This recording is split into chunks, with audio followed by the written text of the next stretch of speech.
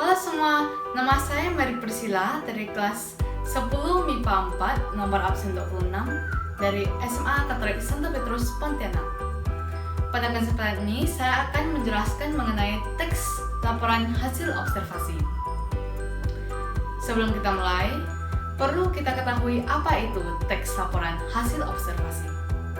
Teks laporan hasil observasi adalah teks yang menjelaskan secara singkat mengenai suatu objek yang dihasilkan melalui pengamatan langsung. Dalam video ini saya akan menjelaskan mengenai ciri-ciri teks laporan hasil observasi, fungsi teks laporan hasil observasi, sifat teks laporan hasil observasi, mengidentifikasi teks laporan hasil observasi, dan kaidah kebahasaan dalam teks laporan hasil observasi. Mari kita mulai. Yang pertama, ciri-ciri teks laporan hasil observasi. Ciri-ciri teks laporan hasil observasi dibagi menjadi 4. Yang pertama, bersifat objektif dan umum. Yang kedua, hanya mengobservasi satu objek. Yang ketiga, lengkap dan sempurna. Dan yang keempat, bersifat fakta. Yang kedua, fungsi teks laporan hasil observasi. Fungsi teks laporan hasil observasi yaitu untuk menjelaskan pengamatan kegiatan yang dilakukan. Yang kedua, untuk memberikan informasi. Yang ketiga, sebagai pendokumentasi suatu objek. Kemudian, sifat-sifat teks laporan hasil observasi. Sifat-sifatnya yaitu objektif, di mana teks laporan hasil observasi itu berdasarkan pengamatan langsung dan tidak mengandung opini-opini dari penulis. Yang kedua, komunitatif, di mana teks laporan hasil observasi itu berhubungan satu sama lain. Yang ketiga,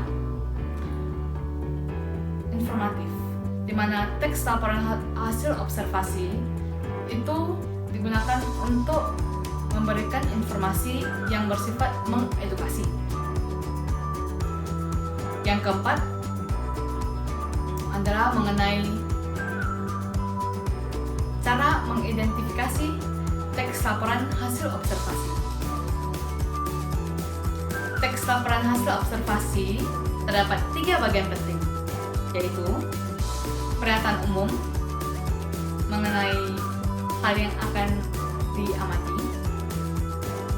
Deskripsi bagian merupakan penjelasan singkat mengenai objek yang akan diobservasi. Dan deskripsi manfaat adalah mengenai manfaat dari objek yang kita observasi.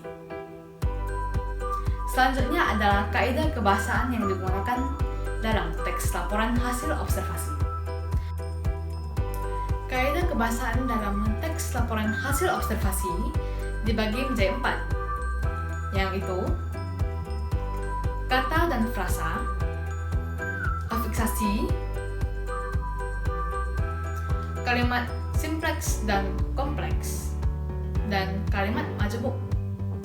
Yang pertama, kata dan frasa.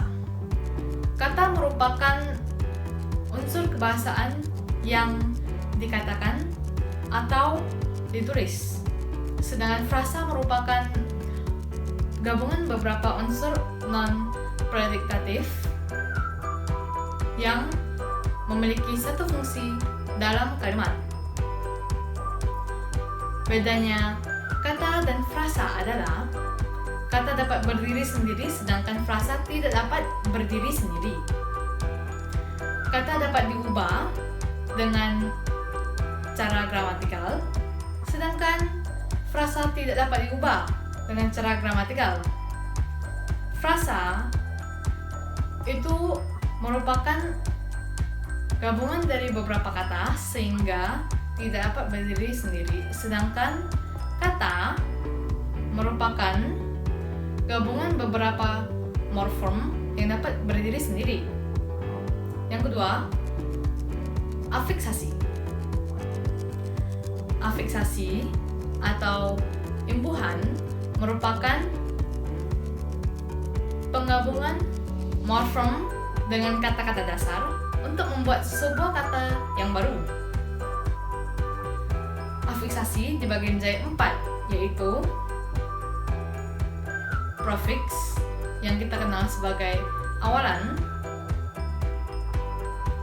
infiks merupakan penambahan morfem pada kata dasar secara strategis. Yang ketiga, sufiks atau akhiran, dan konfiks merupakan awalan dan akhiran. Yang ketiga, kalimat simpleks dan kalimat kompleks atau kalimat majemuk. Kalimat simpleks merupakan kalimat yang hanya memiliki satu inti subjektif dan satu inti predikat. Kalimat simpleks itu strukturnya simple atau singkat dan jelas. Yang kedua, kalimat majemuk atau kompleks merupakan penggabungan dari kalimat-kalimat simpleks. Kalimat majemuk dibagi menjadi 4 bagian, yaitu kalimat majemuk menggabungkan, kalimat majemuk setara mempertentangkan, kalimat majemuk setara memilih, dan kalimat majemuk bertingkat. Yang terakhir, kalimat deskripsi merupakan kalimat yang menjelaskan suatu objek secara lengkap. Sekian dari penjelasan saya mengenai teks laporan hasil observasi. Semoga bermanfaat.